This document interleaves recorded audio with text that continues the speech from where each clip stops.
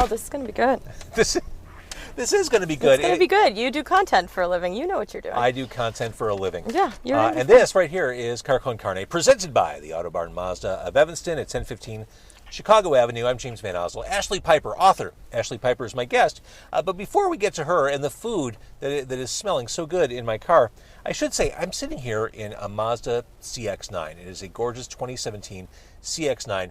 The first thing that got my attention is the technology, just the ease of using my phone content, being able to play my music, but the safety stuff too. As I'm driving, the miles per hour, the speedometer is like projected in front of my face. I've never seen that before. My cars are slightly older, so this was kind of revolutionary, but even more so, the blind spot notifications. The car beeps if there's someone in my blind spot. It vibrates. The little light goes off. I feel really safe in this car. It's awesome. And it's also high performance. If you want to drive over to Randolph Street, do the next foodie thing, or head over to Space in Evanston, catch a band on the rise, this car is great. It's got a third row, which is great for families, or if you want to have bands playing in your car, that works too. Go to Evanston, Autobarn Mazda of Evanston. Take a test ride, won't you? All right, Ashlee Piper, are you ready? I am so ready. That was beautiful. It made me want to go to the Autobarn like right now. I wish you could, but I think they close in a couple minutes, but there's always tomorrow. It's Car Con Carne. Let's eat in the car. It's Car Con Carne. And now here's the star of our show, James Van Oslo.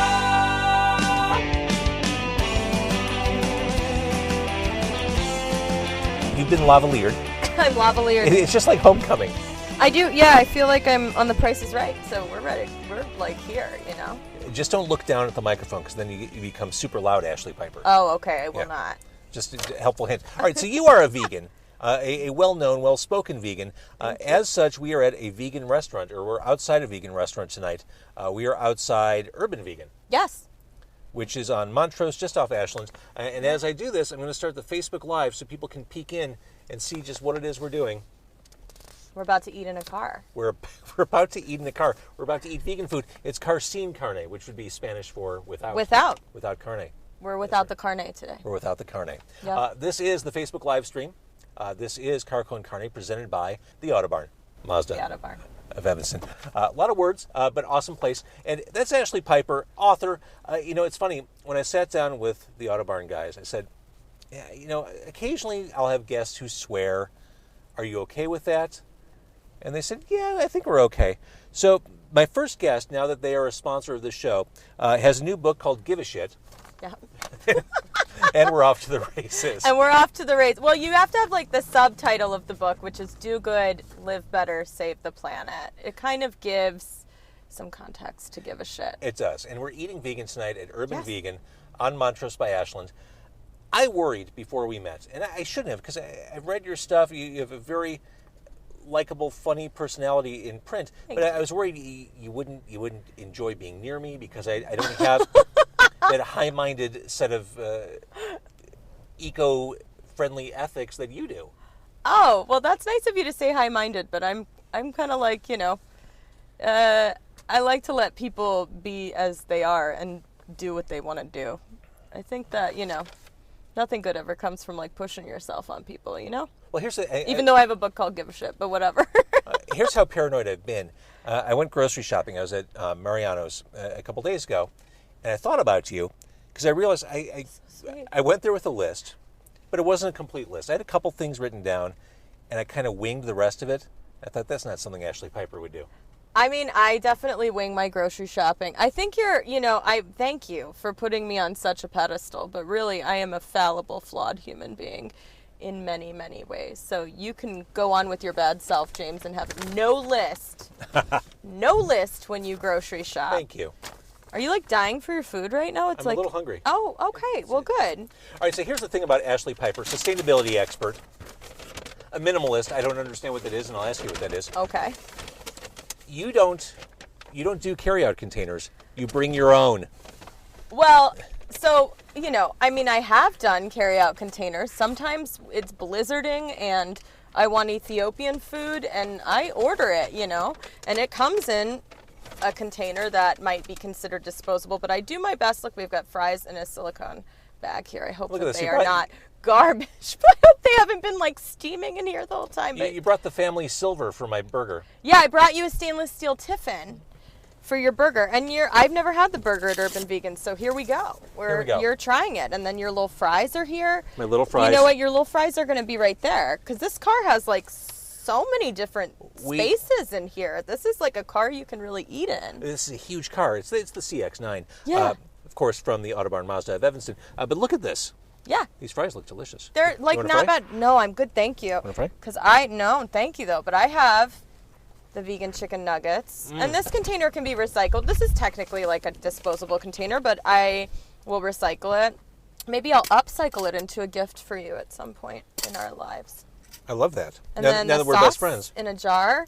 I mean, I know this stuff is obnoxious, like, oh, I've got a sauce in a jar, but it helps, right? Every little bit helps, and we've got our cloth napkins. Too, Yes, you brought so. napkins. She brought cloth napkins. Yeah, cloth napkins, just to show that, like, with a little planning, you can easily eschew some disposables if you want to. Programming note, first person to ever use the word eschew in my car. In 4 years, right? Congratulations for helping us cross Thank that you barrier. so much. We're really doing a lot of stuff here today. We got a lot going on. Elliot Serrano said, Hey, show us the Natalie. food. So this is the cowboy burger. Yeah. And so it's seitan, which is wheat meat. Yeah.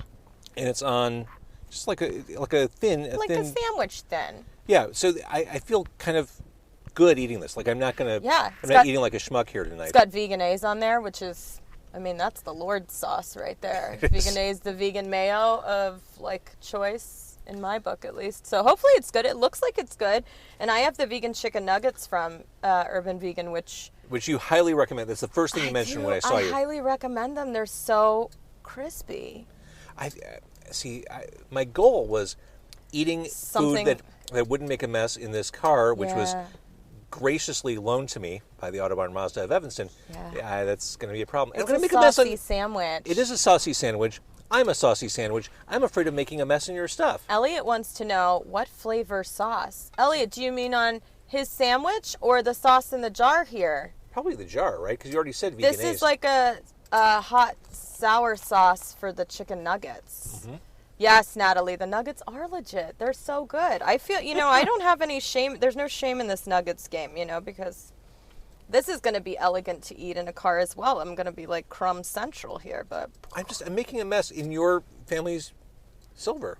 And it's my family silver. Yeah, it's the queen silver. You mean the tiffin that I got? The jar, it's a hot and sour kind of sauce that they give you with the chicken nuggets, and it's delicious. Mm-hmm. You need to get in on this. I'm going to probably take this home and save it in my fridge, drink it in the morning. I'm going to make a mess of your napkin, too. Okay.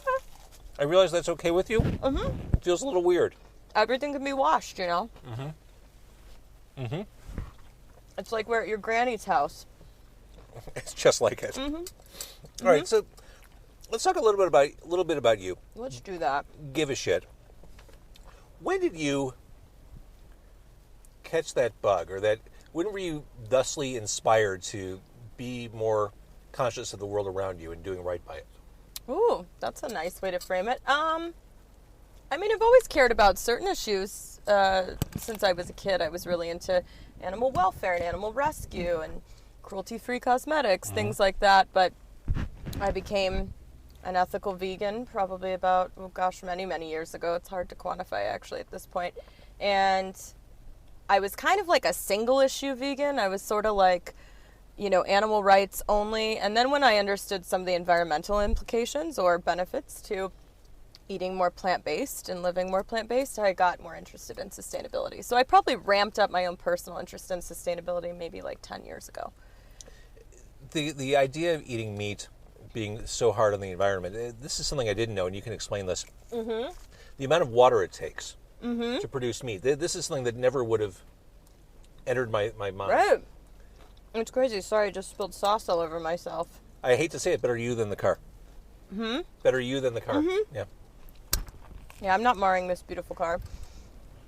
Yeah, so a lot of studies are coming out now, and in the past 10 years, actually, about the resource toll that eating meat has. And I'm not here to, proselytize not eating meat and stuff. I don't want to...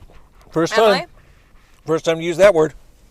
Yeah, proselytize, eschew. Thank you. But yeah, meat is a very resource-intensive thing.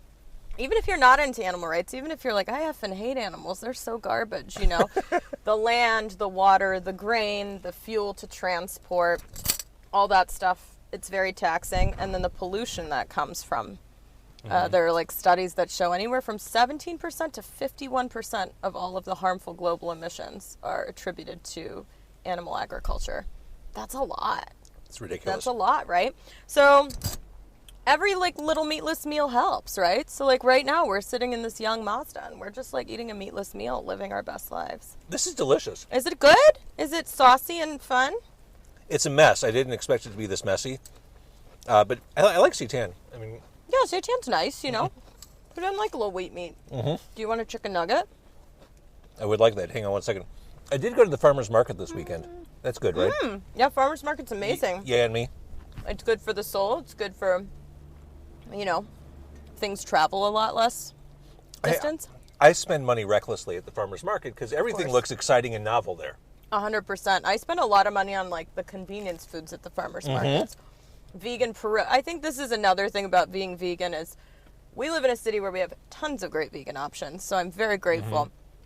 But for a while, not necessarily just in this city, but just in life, there weren't as many things like at your disposal. Like getting a vegan croissant, that was like very difficult, right? So when I go to the farmer's market, like the Logan Square farmer's market, I'll be like, oh my God, vegan hand pies, vegan pierogies. And pretty soon I'm just walking around with like a baguette and like 15 different things just eating. I'm not even like I'm not even shopping for the week. I'm just eating.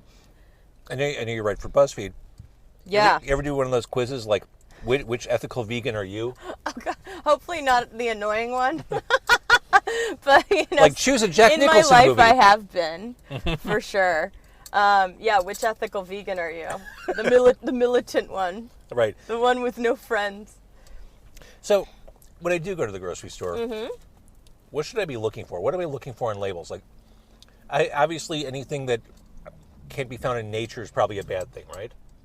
Yeah, I mean, I recommend to people, so it depends upon what you're looking to do. Are you trying to make less trash? Because we have a trash problem here. You know, we make about 4.1 pounds of trash individually every single day. Each of us does that. That's a lot of trash. That can't be right. That's true. In fact, I think it's kind of it's an older estimate, so I actually think it's a little outdated. I think it's a little conservative. I think we make more trash than that per day. But I always recommend people, like, as much as possible, shop unpackaged items, like the bulk bins. Okay. Which I know is kind of unglamorous. It feels very Berkeley. But we actually have a lot of places here that... Yeah, no, I'm not a CrossFit vegan, Elliot. I'm eating a chicken nugget. Natalie, our friend Natalie Slater, former guest, she took the BuzzFeed quiz. Yeah, she took the BuzzFeed quiz, and Natalie and I are the same kind of ethical vegan, bless that. But yeah, like shopping at bulk bins, we've got great co-ops here. Whole Foods has a bulk section. Mariano's has a bulk section. Fresh Time. So, you know, bring your own containers and get this stuff there. It's also cheaper. This like appeals to not just the environmentalists, but the cheapskates. Like if you're buying spices or organics, that stuff is way, way cheaper if you buy it in bulk. So that's kind of the first thing. And then of course, like as unpackaged as you can with like produce. If you do eat meat or you eat dairy, there's a lot of options there to go straight up to the counter and get stuff unpackaged. True. Doing CSAs is always a nice idea if you have those. What's a CSA? So it's community supported agriculture, but basically it's like a farm share. So you get like vegetables and I tried a farm like share that. once or twice. How did it go, James? I like the idea of it. Yeah, okay, but I would get stuff that I could not even find my way around in the kitchen, like to prepare, like a rutabaga. Yes, like vegetables, like, and I kind of forced myself to use some of the vegetables, but at the end of the day, I don't think I was getting my money's worth, and I don't think I was using the vegetables the right way. Yeah, it definitely is one of those things where if people are into discovery, they're into getting creative and funky in the kitchen, it can be kind of like a cool experience. But I get you. I had a CSA that I really loved, but my God, it was a winter CSA, and I got so many beets. I mean, like, just beets coming out of my ass. It was, like, so many, and I didn't even really care for beets that much, so... So I feel you, like it's, but then like things that are packaged, like as minimally packaged as possible. Mm-hmm. So like a lot of, or like packaging that's recyclable. So I think like spinach, for instance, if you can't find spinach unpackaged, which you can at farmers markets and some Sure. grocery stores, a lot of people think those plastic kind of like bags of spinach, you know, the salad bags Yeah. or whatever, are better choices for the environment than like a giant plastic clamshell of spinach, for instance, you know, like those big, like Costco-esque containers. But the clamshell can actually be recycled, whereas like anything made from a soft, crushable plastic can never be recycled. That's what I want to ask you about. Yeah.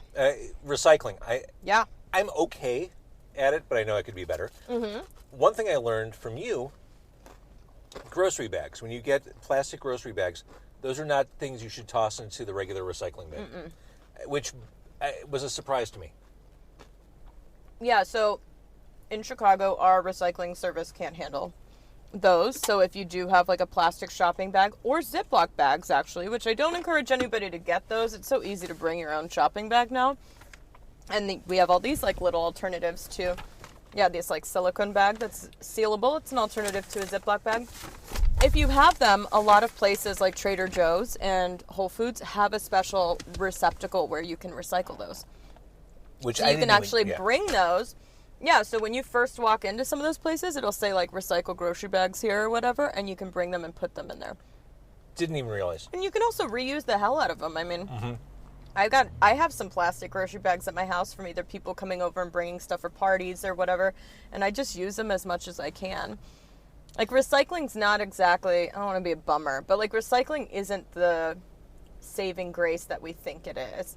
Because only about like 30% of what we even recycle makes it to recycling. So here's, I guess, the overarching question as I think about your book, as I think about you, as I think about all these topics. The idea of flipping a switch and doing everything right seems overwhelming. Yeah. So to that end, you kind of need to chunk it up. Like maybe zero in on a couple things like you could do better at. But even then, I get it. I'm not justifying it, but I get the mindset of, oh my God, what difference can I make? Yeah.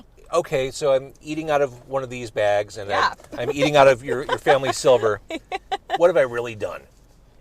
I'm totally playing devil's advocate here. No, I'm hip to you. So what have we really done here just in this particular instance? Well, we would have had a bunch of plastic containers for the sauce. We would have had probably a non-recyclable plastic container for your burger and fries. We definitely would have had a non-recyclable container for these nuggets. Or maybe we would have had another one of these, but like it still would have become trash eventually. Can I try one? Oh my gosh, yeah, take it. Here's the sauce. I'll be the sauce holder. I'm just like holding this chalice here. So I think in this instance, what we've done is we've refused a lot of single-use disposables, which does. Oh, and we have like reusable napkins. So we've refused a lot of stuff that either would have largely gone into the landfill. So it doesn't feel like. I talk about this with a lot of people use this with like eating vegetarian or something like that. There are people who are all or nothing out there. I might be that way for myself, but I'm not expecting other people to have like an epiphany overnight. And I also think that perfection is the enemy of good, like in almost anything, right? So Well said. the reason why I wrote the book too was because with this sustainability movement, and you see people who have like 5 years of trash in a mason jar and stuff, which is great. Like it's amazing and it's aspirational, it's inspirational. But that shit isn't feasible for all of us, right? Like I'm not washing my own clothes by hand and stuff. I don't have time to do that. So I think like everything makes a difference. And hopefully that comes across in the book. It's more like I want to give people the information and then have them choose, and also actions that can help, like what's going on with the planet, and then have them choose what makes sense for their lifestyle. Right. If you're like, no, I can't bring my own my own containers when I pick up food, fine, but maybe you decide you want to buy a cruelty-free soap instead next time, or maybe you want to have composting in your house. And I think in like a non-judgmental way, people become like excited knowing that we live in I'm going on a rant now. I'm just going on a rant, but we live That's why you're here. We live in some trying political times, right? I won't get like political in the podcast, but I haven't even noticed, but okay. we live in, yeah, right? I feel immune to all of these political things. But I think people feel very helpless. They feel like, what is it that I can do? You know, and then especially with regard to the environment, we have folks at the EPA who don't even believe that climate change is real. So it can make you feel like, oh my God, like the planet is going to hell in a handbasket, which it kind of is. But at the same time, making small individual shifts in our consumption habits is exactly what will turn the tide, because it's exactly what got us into this mess in the first place.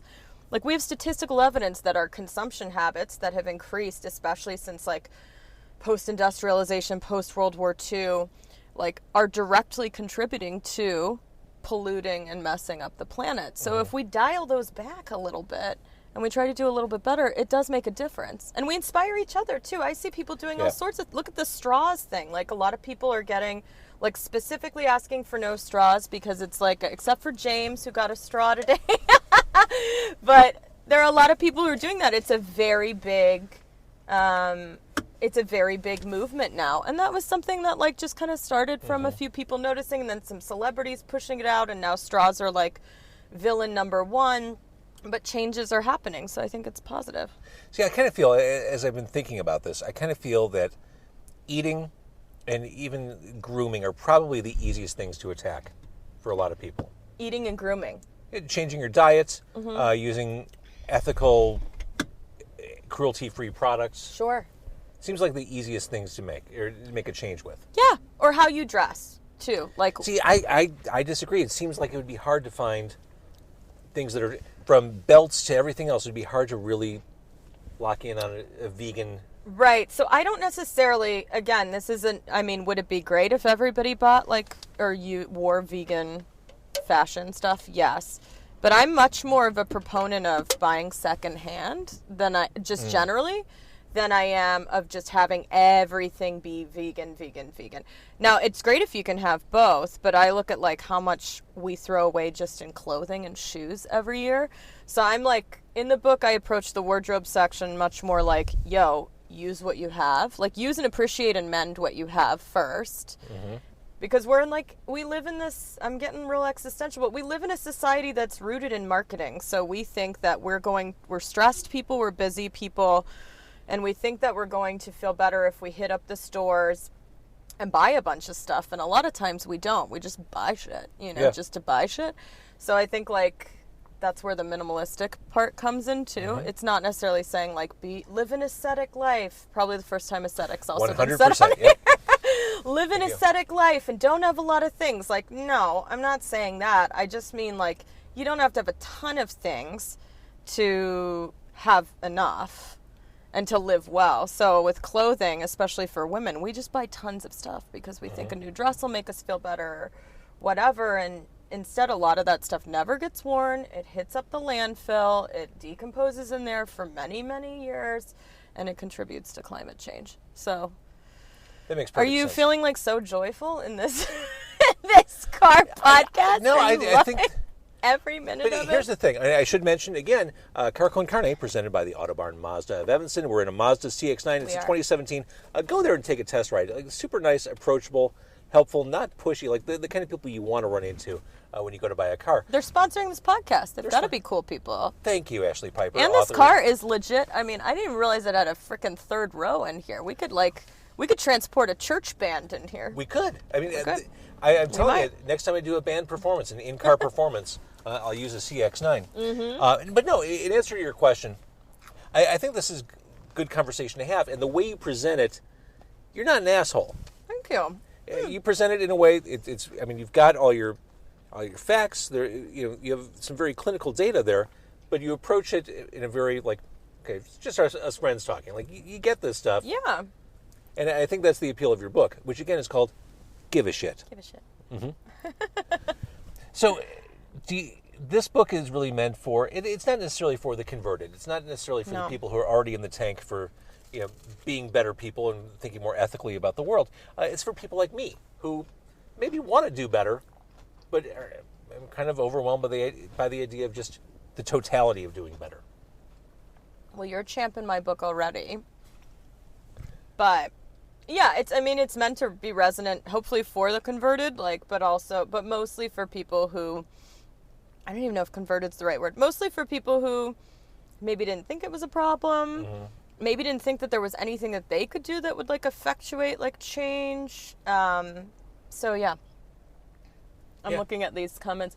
Just realizing Hey, Elliot's your biggest fan. Hi, Elliot. What does it have the CCC sticker? Oh, he's asking if this car, this loaner car from the Autobarn Mazda of Evanston, has Car Con Carne stickers on it. Oh. It doesn't. Here's the thing.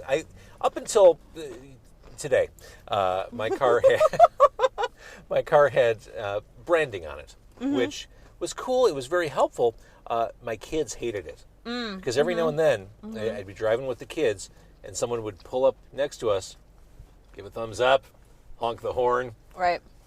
Dad's coming to get me in the Car Con Carne car. Yeah. And I got to drop him off at prom. No, I'm just kidding. I don't Pick him up for a date. I don't fight with the kids. There isn't yelling with the kids. I did get into, we'll call it a struggle. Want another one?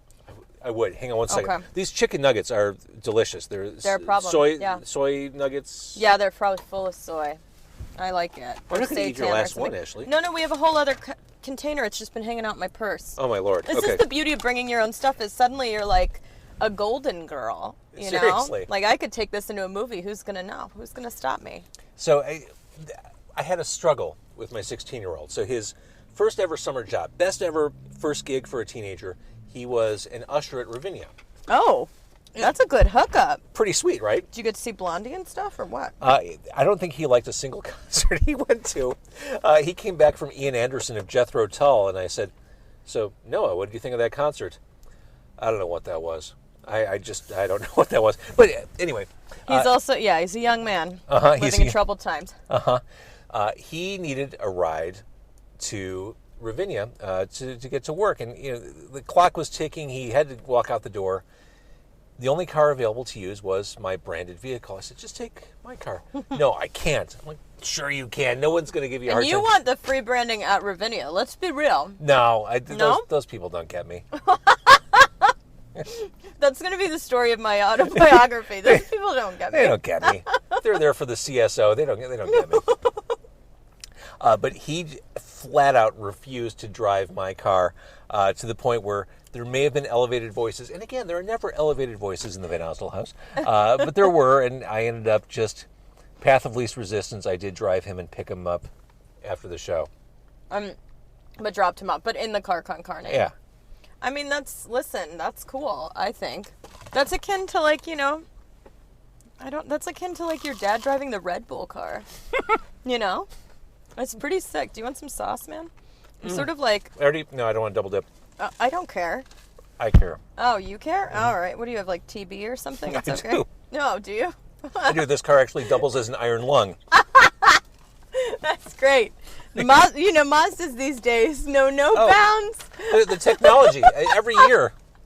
It's so great. An iron lung, my God. You're the Skyactiv technology me. And the iron lung capability. The functionality just keeps getting better. Uber Car Con Carne. All right, so we're going to stop the Facebook Live. Oh. Uber Con Carne. I don't even know what that means, Chef Ben Randall. Should I pick people up in the car? Is that what... Turn the side hustle into a super side hustle. It could be like that James whatever show where people, like, they drive around with famous people and sing songs in it. I don't do that. I stay parked with semi-famous local people. Yeah, thank you so much for saying I'm semi-famous and local. That's nice.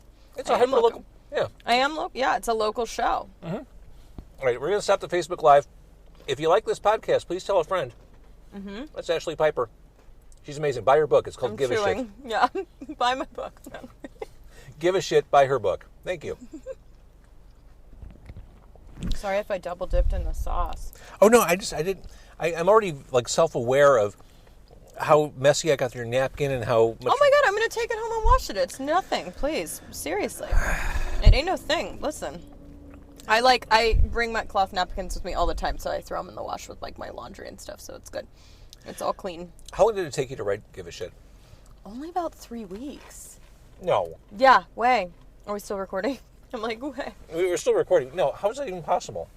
Because so I like went about writing the book a very traditional way. So I have a literary agent, and we shopped the proposal out to publishers and, had publishers bid on the book and stuff like that for the book deal. And when you actually like put together a proposal to write a book, you have to write a ton of sample chapters or like parts of sample chapters. So I already knew how I wanted the book to be laid out. And I already was doing TV segments and, you know, writing different pieces on like a lot of the disparate content I wanted to bring together. That said, the research took a while, but honestly, it was about 3 weeks, and it was like almost just every night after work for those 3 weeks. So it wasn't, I mean, I just didn't sleep a ton. And in order to, so books, you write them, and then there's like a very long editing process where you have like a billion people who proofread and stuff like that. But in order to, I wanted the book to come out like spring of this year because I felt like the sooner the better, you know? I like agree. we're basically, you know, not getting political, but like it's a time when it's needed. So I signed the book deal in August and submitted my first manuscript in October of last year. So pretty like quick turnaround. All right, so the book is Give a Shit. It's awesome. It's like you said, the timing on this is fantastic. I think the receptiveness to these messages is right where it needs to be right now. Thank you. Yeah, I agree. So congratulations on everything you've done. Thank you. Do you have another book in you? Oof, maybe. I don't know. Maybe. People ask that all the time, and I'm kind of just giving this one time to really like 'cause it's still gestate and new. see what's happening. Yeah, and I also, it's not like dropping a new song, you know, or Yeah. something. It's like people have to really hunker down with a book and invest time with it. So I'm kind of also just being okay with like seeing what this little puppy does. But hey, if there needs to be another one, you know, maybe I'll write another one. I don't know. That's awesome. All right, Ashlee, thank you for doing this. Thank you for having me. What a treat. I've never eaten in a car before and done a podcast. Yeah, it's not a common thing. Got to be honest. It's so unique and so fun. Thank you. And Car Con Carne is presented by the Autobarn Mazda of Evanston. Again, her book, get it places. Get it at Amazon. Get it where you buy books. Barnes & Noble. Yep. Barnes & Noble, there you go. And thank you for listening.